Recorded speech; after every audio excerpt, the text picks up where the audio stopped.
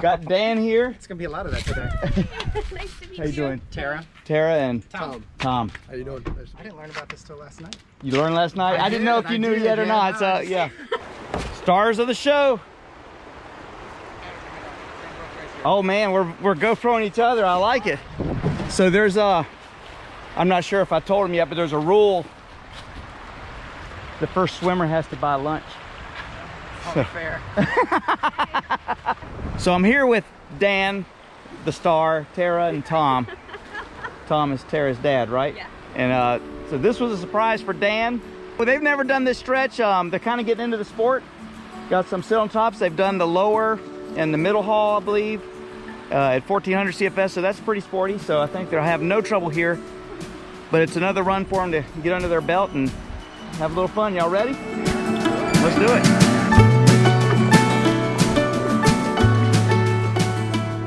And about a week prior, Tara had reached out to me wanting to surprise her husband, Dan, a big fan of the channel, with the chance to meet up and paddle somewhere. Being that it was mid-November, I was a little worried about the weather, but as things turned out, we had a beautiful Indian summer day, clear skies, and just enough water to get down the Haw River. It's easier to paddle with you because I know where all the rocks are. Yeah. Right after you. Thank you. We say that on our trips, like the front guys out there and you see them, you see every boat in the line. Nope, that's not it.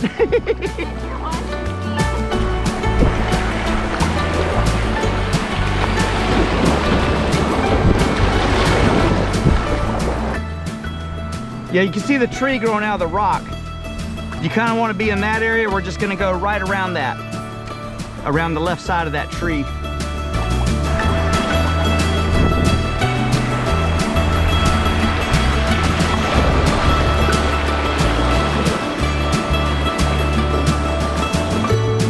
I think we can make it through there.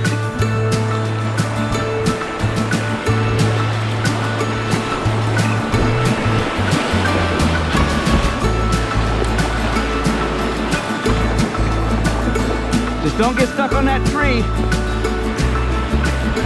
Uh-oh. Power, power. Yeah, you got it. Nice. Yep, perfect. Perfect. Keep going, left stroke, left stroke. Nice. Nailed it.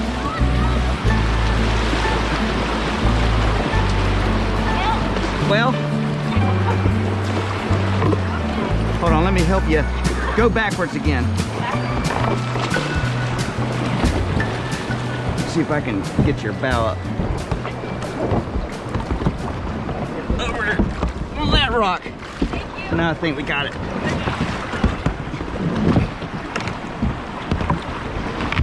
Scooch forward a little bit.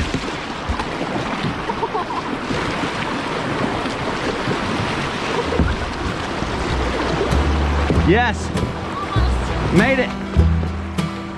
It was evident that Tom, Dan, and Tara are super adventurous, and they're just good folks, and they have a great attitude. And while they're new to the sport, they were surprisingly good at maneuvering with their sit-on-tops, which really don't do them any favors. So if you see them scooching and banging about, it's really the boat, not necessarily the paddler. In fact, I caught Tara a couple times doing something that was counterintuitive. In other words, something that usually takes a while to beat out of your system. It's almost universal that when a new paddler begins to flip, they release one hand off the paddle and grab the high side of the boat that is flipping. On several occasions, Tara did not do so. In fact, right here, watch this. Throwing the brace down, keeping control of the paddle, Aurelia, Tristan, Bella, and Natalia. Y'all need to give Mama some mad respect for her insane paddling skills. We survived. Let's roll out through here. Oh no! Stay, keep it, keep it! He kept it, woo! That was close, Dan. Are you good? Yeah, I have to put my ring back on. Woo!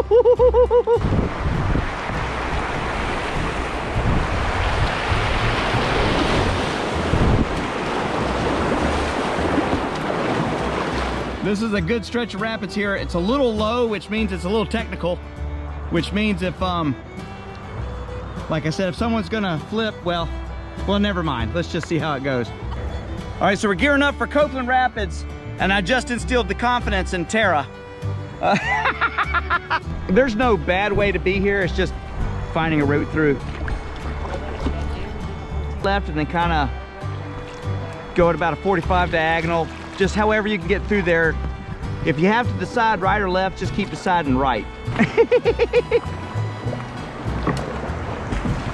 Nailed it.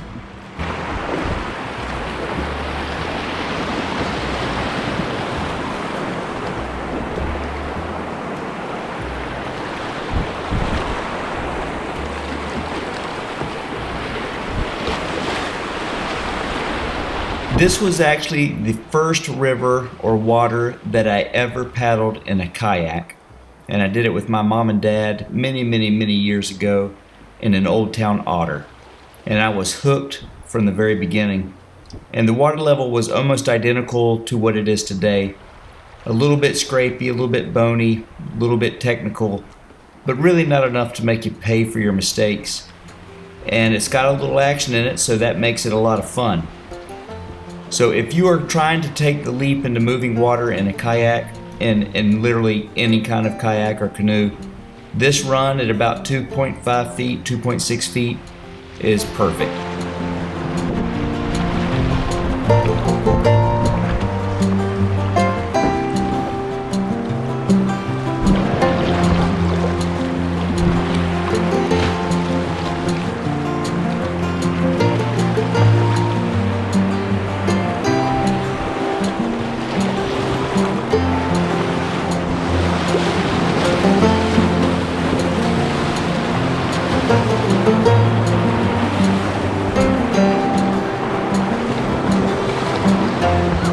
Perfect. Nailed it. Go left if you can. Too late. Go left where she went.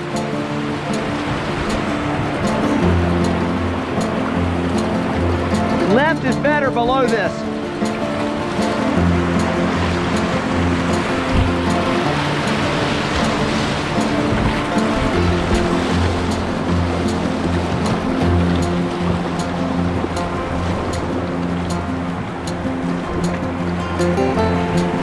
Crushing it, Tom.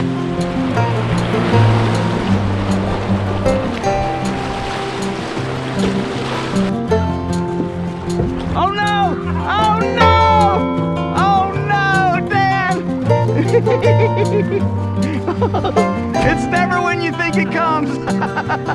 Dan didn't want to do that, but I said, hey, could you show for the viewer that it's okay to swim in November in a river? He said, sure. Not always, but oftentimes it's when you're not ready. One rockopotamus gets you.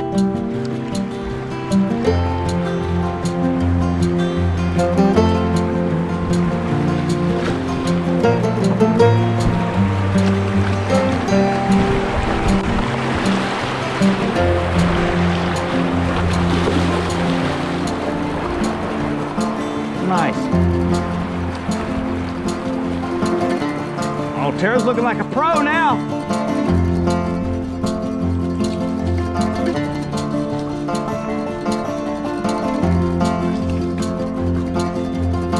Aim kind of for the end of that dry rock, and the current will push you to the left. You'll shoot right through there.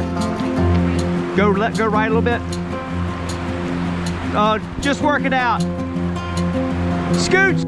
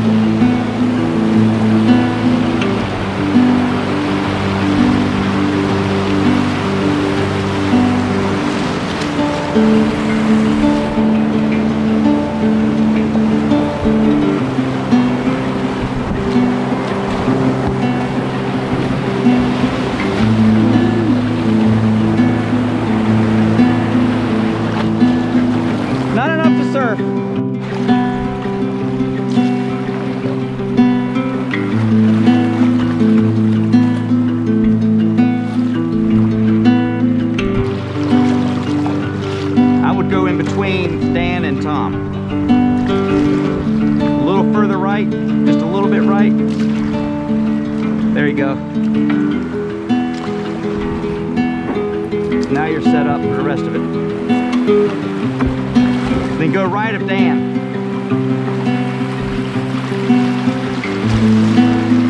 Yep, left of Tom. Perfect. She's gonna do it. Woo!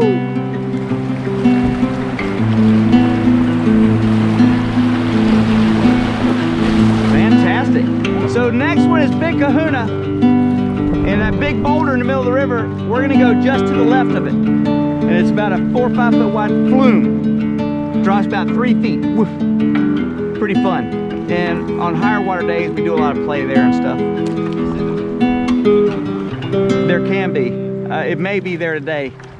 If it is, the secret is to go through the flume with boat angle right or left. So when you piton that thing, you just bounce off. Or when you get to the bottom, you already start missing it.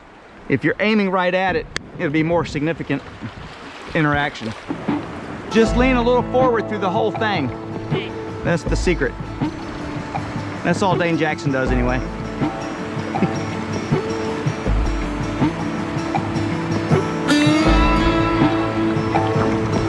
Woo! Nailed it!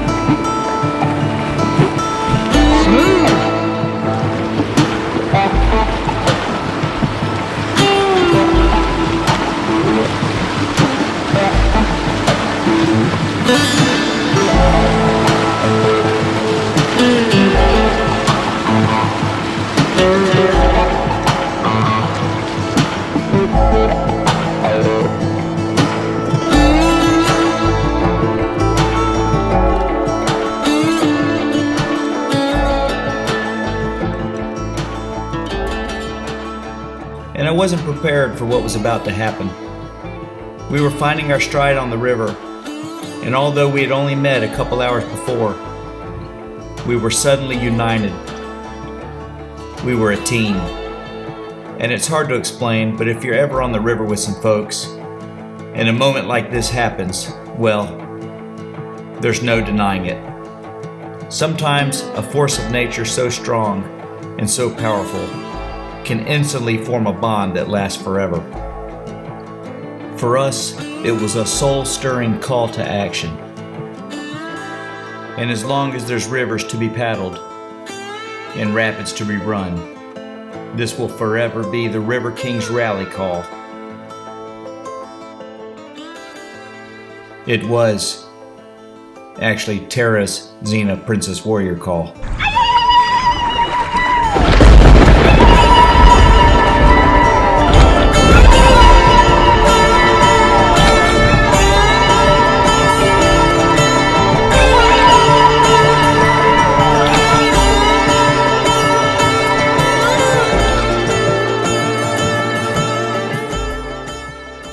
And here's Tara again, fresh off the battle cry. She broaches a rock on the right side of her boat, and her left stroke right here is a forward stroke and acting as a brace, and carries her momentum past the rock. And this was the second or third time I watched her do it, and it's just pretty impressive that a new paddler would already have that muscle memory and that instinct to brace and to keep paddling forward in those situations.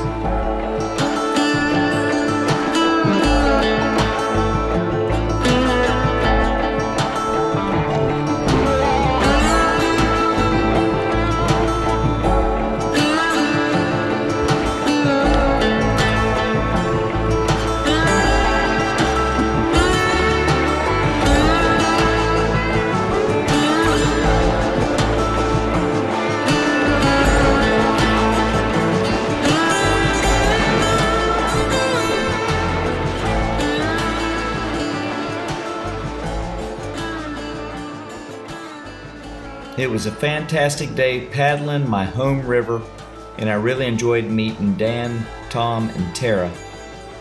And this river is always near and dear to my heart because it was my first river run ever in a kayak. And it's nice so many years later to be able to share this section of river with some new friends who are also starting their journey out in the world of kayaking. That was really enjoyable. Thank you very much. Oh, absolutely. Thanks for the reaching out. That was fun. Yeah, thanks so much. All right, so we made it. Dan, Thanks, sir. way to go. He swam to make everyone else feel better. Thank Awesome. Tara crushed it. It was the Xena yell. Can we have one more of the Xena yell? Come on, baby. I need it for my audio. I'm gonna use it all the time. Come on, you Okay, can do don't it. watch. I love it. All right, so I'm here with Dan and Tara and Tom. I'm running Tom back up to his truck. And but this is the end of the road today.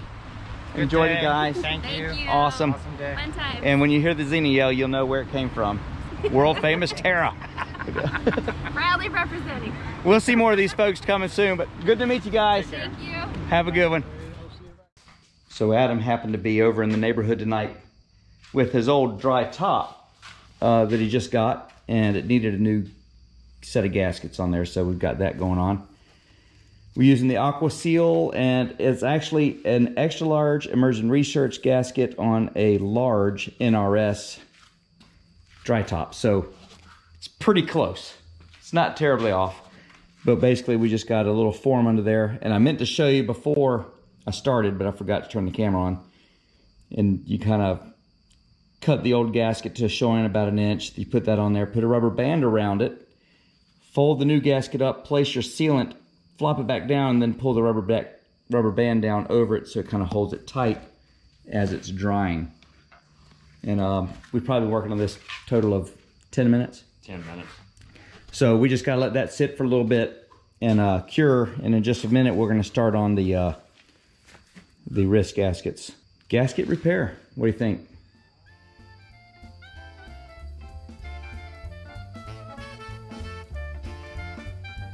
I don't know what to do with my hands.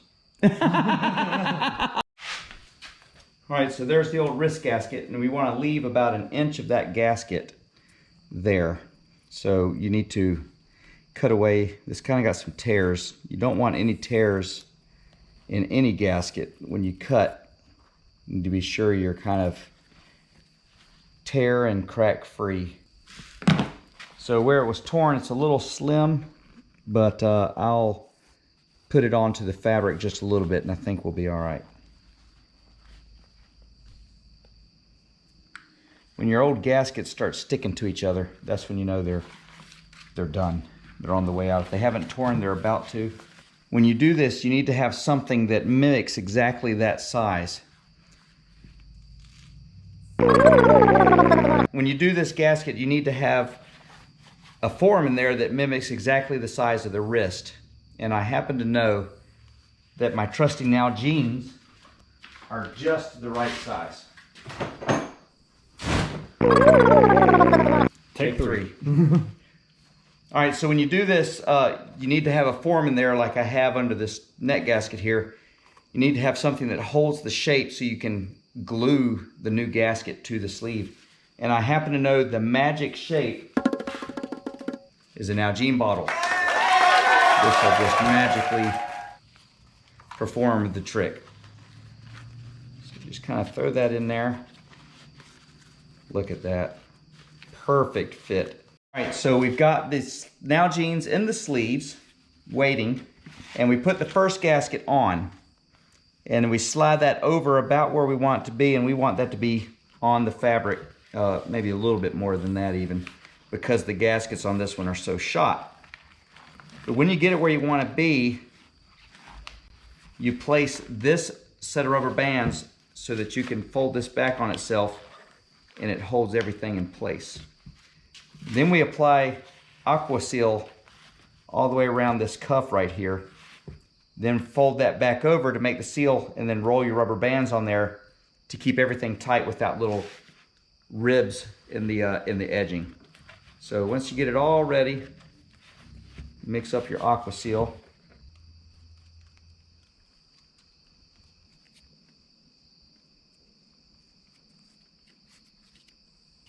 Just roll that thing right down on there.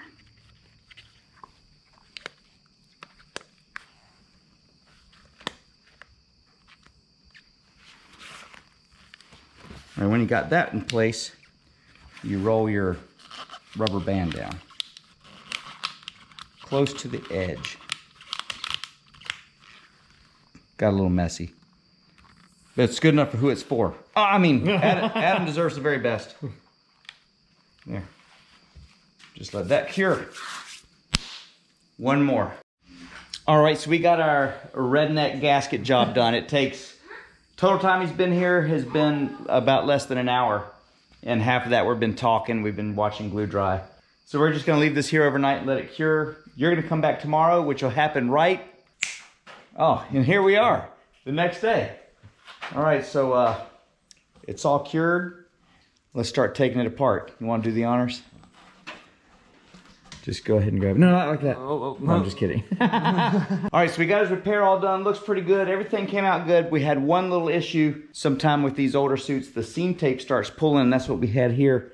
And so what we're gonna do is he's gonna take it home where he doesn't have to mess with it here. He's gonna get all that good and aqua sealed up and then laid back down where it will seal up again. And there was one other place we found where the seam tape was pulling, so he's just gonna take it home, inspect all his seams, maybe mark them with a little piece of blue tape or something, make his aqua seal up, and then hit it all, then just let that cure, and then he is ready to go. So easy, quick gasket repair on an old suit. Buy you a little more time. When the seam tape starts going, you either have to send it in to get re-seamed. Sometimes you get pinholes in the fabric. There is like a lifespan on it, and you're always buying more time. You can make them last a little longer if you just take a little time. You can repair your own stuff. You can also send it in if you want to go that route. But in any case, Adam is probably 5 minutes of repair work left before he's got to dry suits. And while we're on this topic of making things last a little longer, as you saw just recently, the 20-inch weld that we put on this boat, Jacob down there at Haw River Canoe and Kayak fixed him up. He went and tested it this past weekend on Jessup's Mill of the Dan River. How'd it do? It did fine, no leaks. It's not cracked back open, no leaks, dry boat.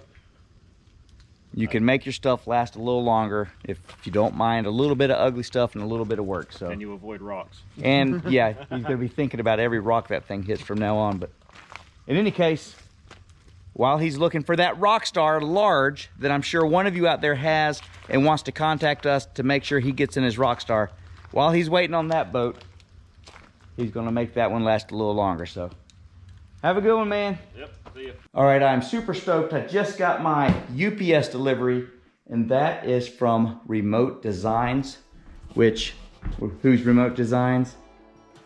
Who is Remote Designs? I think you said Gatewood. Greatwood, that's not a bad name. Greatwood. He's Gatewood is a great guy, so Greatwood would work.